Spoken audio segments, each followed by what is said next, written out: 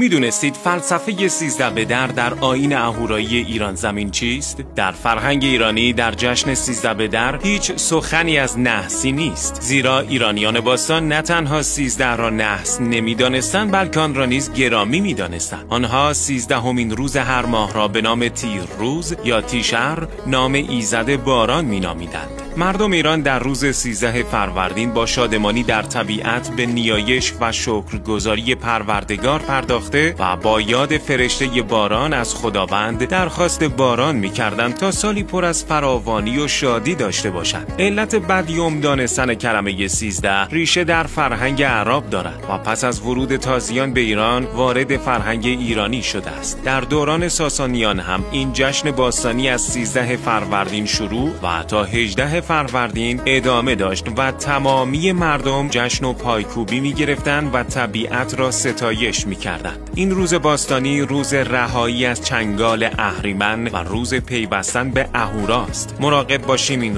روز ویرانی و تباهی طبیعت نشود. بنویسید جاودان آیین نیاکانم و اگه یک ایرانی واقعی هستی این پست رو لایک بزن و برای ایرانیان اصیل بفرست.